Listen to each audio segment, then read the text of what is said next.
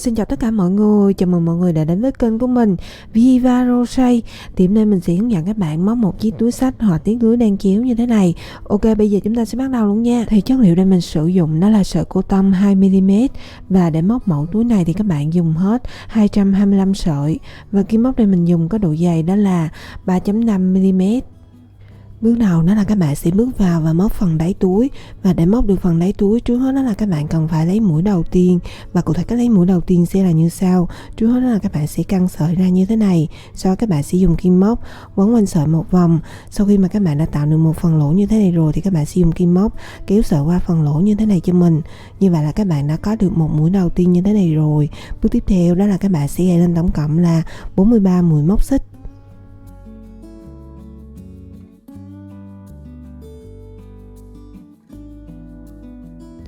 Sau khi mà các bạn đã gài lên đủ 43 mũi móc xích rồi, bước tiếp theo đó là các bạn sẽ bước vào và móc lên dòng thứ nhất. Và để móc dòng thứ nhất trước đó là các bạn sẽ gài lên 2 mũi móc xích nữa. Sau đó thì các bạn sẽ bỏ qua 4 chân móc xích đầu tiên, 1, 2, 3 và 4, đâm kim móc vào chân mũi thứ 5 và móc lên một mũi móc kép.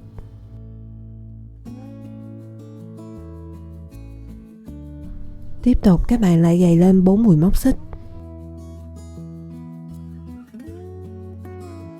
Sau đó thì các bạn sẽ đâm kim móc vào chân mũi của hai sợi của mũi móc xích và mũi móc kép là nằm ở đây, kéo sợi qua và móc lên một mũi móc kép.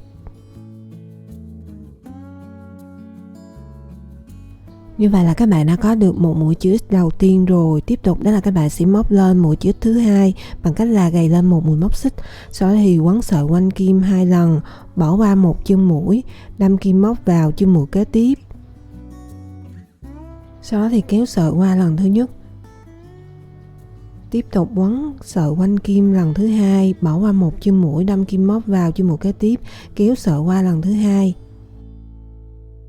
Sau khi mà các bạn đã có 4 đầu sợi trên cùng một kim móc như thế rồi thì các bạn sẽ kéo sợi qua từng cặp đầu sợi này cho mình.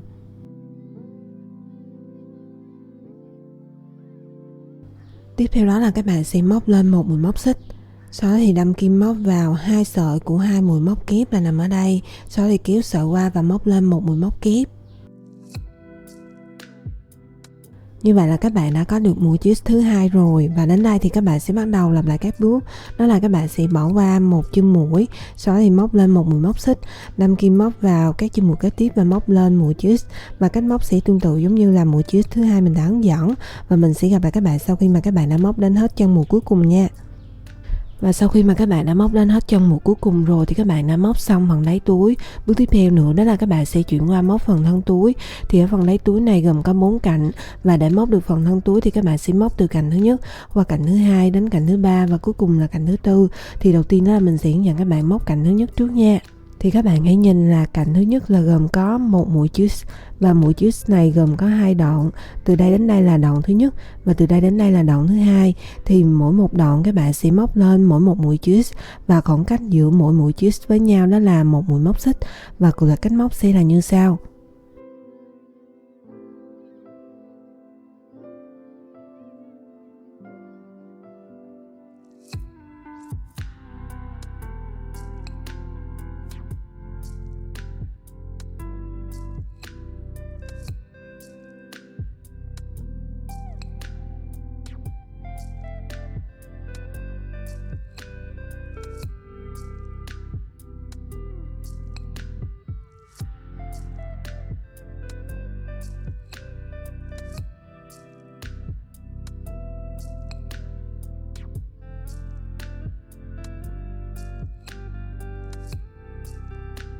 Như vậy là các bạn đã móc xong cạnh thứ nhất rồi. Tiếp tục đó là các bạn sẽ móc lên cạnh thứ hai.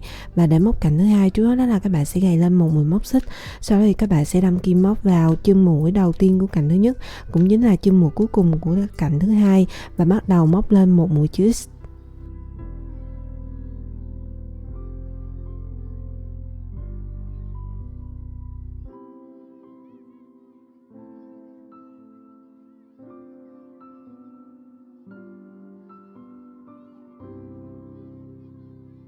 Và đến đây thì các bạn sẽ bắt đầu lặp lại các bước tương tự giống như là phần đáy túi mình đã hướng dẫn. Đó là đầu tiên các bạn sẽ bỏ qua một chân mũi, móc lên một mũi móc xích, đâm kim móc vào các chân mũi kế tiếp và móc lên mũi chữ X, và các bạn sẽ lặp lại cái bước như vậy cho đến hết cạnh thứ hai. Và sau khi mà các bạn đã móc xong cạnh thứ hai rồi, tiếp tục là đến cạnh thứ ba thì các bạn sẽ làm lại cái bước tương tự giống như là cạnh thứ nhất, và cạnh thứ tư thì các bạn sẽ làm lại cái bước tương tự giống như là cạnh thứ hai, và mình sẽ gặp lại các bạn sau khi mà các bạn đã móc xong cạnh thứ tư nha. Sau khi mà các bạn đã móc đến hết chân mũi cuối cùng của cạnh thứ tư rồi, bước tiếp theo đó là các bạn sẽ gầy lên một mũi móc xích. Sau đây các bạn sẽ đâm kim móc vào chân mũi móc xích thứ ba trong tổng số 4 mũi móc xích của mũi chữ X đầu tiên và móc một mũi dời.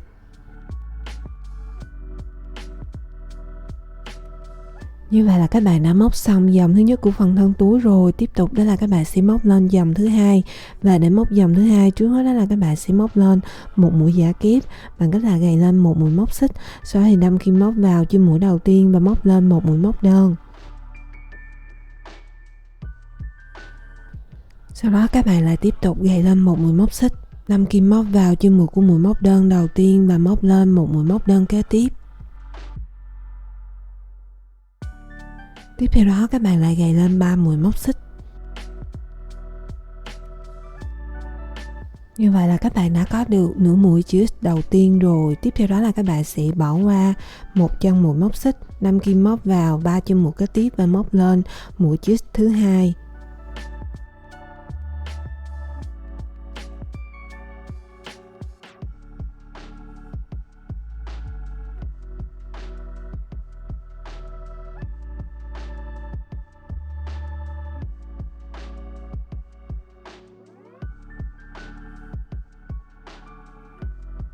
Thì đến đây các bạn sẽ bắt đầu lặp lại các bước, đó là đầu tiên các bạn sẽ gầy lên một mũi móc xích, sau đó thì bỏ qua một chân mũi móc xích, đâm kim móc vào 3 chân mũi kế tiếp và móc lên một mũi chữ X, và các bạn sẽ lặp lại các bước như vậy cho đến khi nào mà còn lại 3 chân mũi cuối cùng thì mình sẽ tiếp tục hướng dẫn các bạn nha. Sau khi mà các bạn đã móc dòng thứ hai và còn lại 3 chân mũi cuối cùng như này rồi thì bước tiếp theo đó là các bạn sẽ bỏ qua một chân mũi móc xích, đâm kim móc vào chân mũi kế tiếp, kéo sợi qua lần thứ nhất. Tiếp theo đó là các bạn sẽ đâm kim móc vào chân mũi của mũi giả kép, kéo sợi qua và móc một mũi dời. Sau khi đã có 3 đầu sợi trên cùng một kim móc như thế này rồi thì các bạn sẽ dùng kim móc kéo sợi qua và móc lên một mũi móc kép. Tiếp tục các bạn lại gầy lên một mũi móc xích, đâm kim móc vào chân mũi móc xích thứ hai trong tổng số 3 mũi móc xích, kéo sợi qua và móc một mũi dời. Như vậy là các bạn đã móc xong dòng thứ hai rồi. Tiếp tục đó là các bạn sẽ móc lên dòng thứ ba, và để móc dòng thứ ba trước hết đó là các bạn sẽ móc lên mũi chữ X đầu tiên bằng cách là gầy lên 2 mũi móc xích, sau đó thì bỏ qua một chân mũi móc xích, đâm kim móc vào chân mũi kế tiếp và móc lên một mũi móc kép. Thì đến đây cách móc mũi chữ X đầu tiên sẽ tương tự giống như là mũi chữ X đầu tiên của phần đáy túi mình đã hướng dẫn.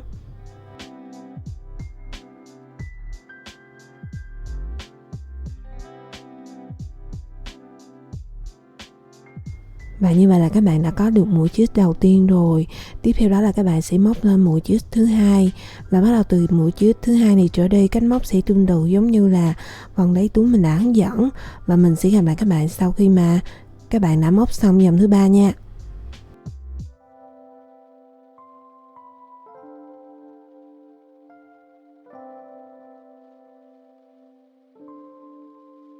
Sau khi mà các bạn đã móc dòng thứ ba và còn lại một chân mũi móc xích cuối cùng như đây rồi thì bước tiếp theo đó là các bạn sẽ móc lên một mũi móc xích, sau đó thì đâm kim móc vào chân mũi móc xích thứ ba trong tổng số 4 mũi móc xích, sau đó thì kéo sợi qua và móc một mũi dời.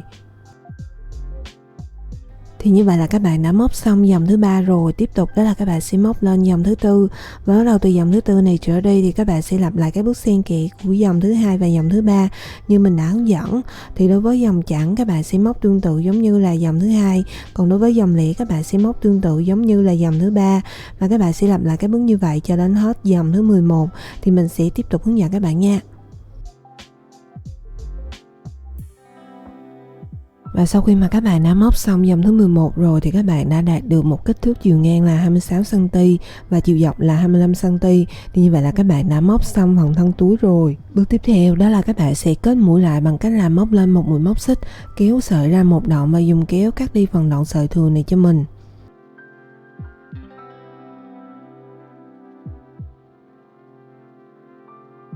Và bước tiếp theo đó là các bạn sẽ chuyển qua móc hai phần quai xách và dây xách. Và để móc thì trước hết các bạn cần phải xác định được hai điểm mà các bạn móc hai phần quai xách nằm ở phần miệng túi.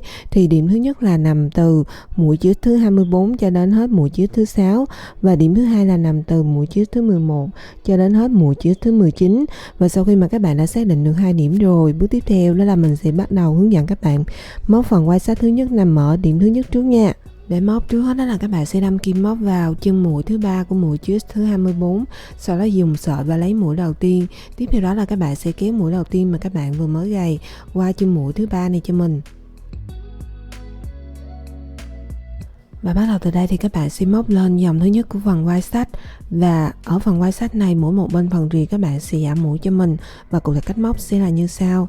Đầu tiên đó là các bạn sẽ gầy lên 2 mũi móc xích, sau đó thì bỏ qua một chân mũi, đâm kim móc vào chân mũi kế tiếp và móc lên một mũi móc kép. Tiếp theo đó là các bạn sẽ gầy lên 3 mũi móc xích. Như vậy là các bạn đã có được một mũi chữ Y ngược như thế này rồi, và các bạn đã giảm mũi xong rồi. Bước tiếp theo đó là các bạn sẽ lặp lại các bước tương tự giống như là phần thân túi. Đó là các bạn sẽ bỏ qua một chân mũi, đâm kim móc vào 3 chân mũi kế tiếp và móc lên một mũi chữ X, và khoảng cách giữa mỗi mũi chữ X với nhau đó là một mũi móc xích. Và các bạn sẽ lặp lại cho đến khi nào mà còn lại 4 chân mũi cuối cùng thì mình sẽ tiếp tục hướng dẫn các bạn nha. Sau khi mà các bạn đã móc và còn lại 4 chân mũi cuối cùng như thế này rồi thì bước tiếp theo đó là các bạn sẽ bỏ qua một chân mũi, đâm kim móc vào 3 chân mũi kế tiếp và móc lên một mũi chữ Y ngược. Và cụ thể cách móc sẽ là như sau.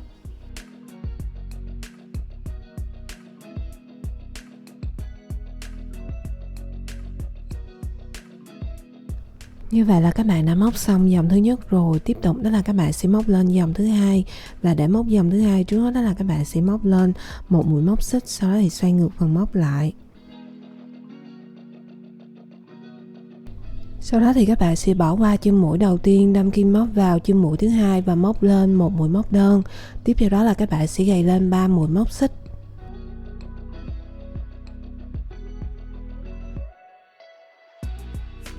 Tiếp tục đó là các bạn sẽ bỏ qua một chân mũi, đâm kim móc vào 3 chân mũi kế tiếp và móc lên một mũi chữ X. Thì đến đây các bạn sẽ bắt đầu lặp lại các bước tương tự giống như là dòng thứ nhất mình đã hướng dẫn. Đó là các bạn sẽ móc lên các mũi chữ X và các bạn sẽ lặp lại cho đến khi nào mà còn lại 2 chân mũi cuối cùng thì mình sẽ tiếp tục hướng dẫn các bạn nha.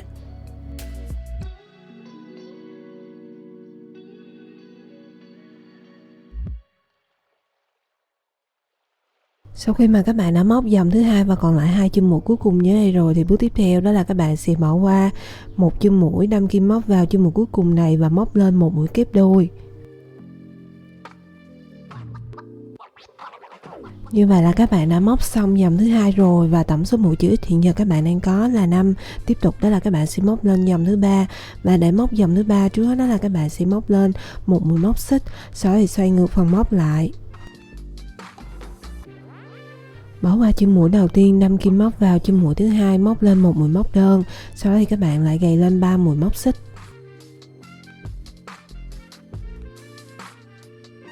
Thì đến đây các bạn sẽ bắt đầu lặp lại các bước tương tự giống như là dòng thứ hai mình đã hướng dẫn, và mình sẽ gặp lại các bạn sau khi mà các bạn đã móc xong dòng thứ ba nha. Sau khi mà các bạn đã móc xong dòng thứ ba rồi thì tổng số mũi chữ hiện giờ các bạn đang có là 4. Và sau khi mà các bạn đã móc xong dòng thứ ba thì các bạn đã móc xong phần giảm mũi của quai xách, và bắt đầu từ dòng thứ tư trở đi thì các bạn sẽ chuyển qua móc phần dây xách, và các bạn sẽ giữ nguyên số chân mũi cho mình. Và cụ thể cách móc sẽ là như sau. Đầu tiên đó là các bạn sẽ gầy lên 4 mũi móc xích, sau đó thì xoay ngược phần móc lại.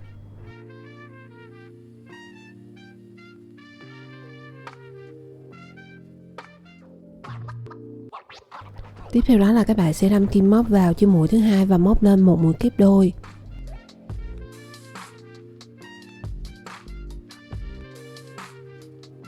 Sau đó thì các bạn sẽ gầy lên một mũi móc xích, bỏ qua một chân mũi, đâm kim móc vào 3 chân mũi kế tiếp và móc lên một mũi chữ X. Thì đến đây các bạn sẽ bắt đầu lặp lại các bước, đó là các bạn sẽ móc lên các mũi chữ X và khoảng cách giữa mỗi mũi chữ X với nhau đó là một mũi móc xích, và các bạn sẽ lặp lại các bước như vậy cho đến khi nào mà còn lại 3 chân mũi cuối cùng thì mình sẽ tiếp tục hướng dẫn các bạn nha. Sau khi mà các bạn đã móc dòng thứ tư và còn lại 3 chân mũi cuối cùng như thế này rồi thì bước tiếp theo đó là các bạn sẽ móc lên một mũi móc xích, sau đó thì bỏ qua một chân mũi, đâm kim móc vào 2 chân mũi kế tiếp, móc liên tục 2 mũi kép đôi trên 2 chân mũi.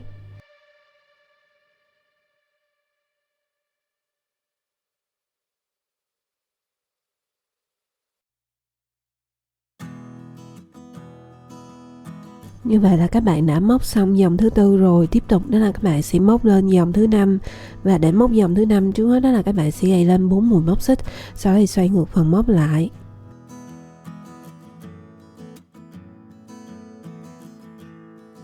Và bắt đầu từ chân mũi thứ hai thì các bạn sẽ móc lên mũi chữ X và các bạn sẽ lặp lại cái bước như vậy cho đến khi nào mà còn lại một chân mũi cuối cùng thì mình sẽ tiếp tục hướng dẫn các bạn nha. Sau khi mà các bạn đã móc và còn lại một chân mũi cuối cùng như thế này rồi thì bước tiếp theo đó là các bạn sẽ đâm kim móc vào chân mũi cuối cùng và móc lên một mũi kép đôi.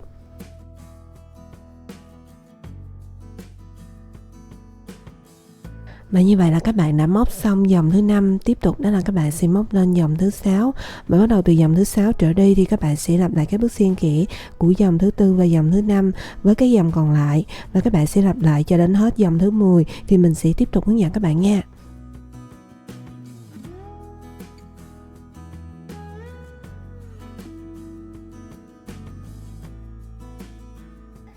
Như vậy là các bạn đã móc xong phần quai xách và dây xách thứ nhất rồi.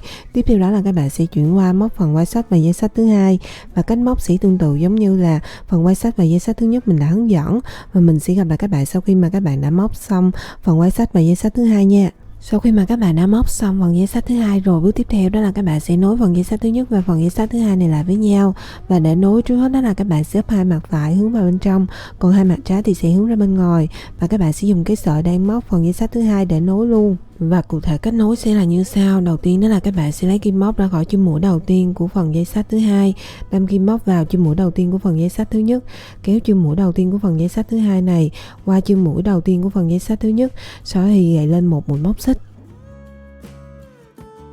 Tiếp tục đó là các bạn sẽ đâm kim móc vào chân mũi đầu tiên của mỗi phần và móc lên một mũi móc đơn.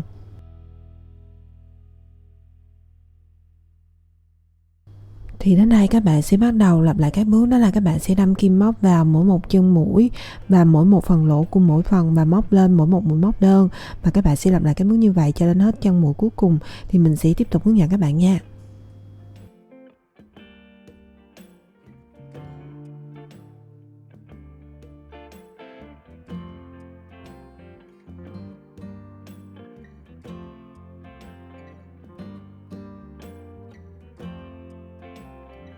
Ok, như vậy là các bạn đã hoàn thành xong một chiếc túi xách họa tiết lưới đan chéo như thế này rồi. Mình chúc các bạn sẽ thành công và sản phẩm của các bạn làm ra nha. Chào tạm biệt và hẹn các bạn ở video sau. Bye bye, see you.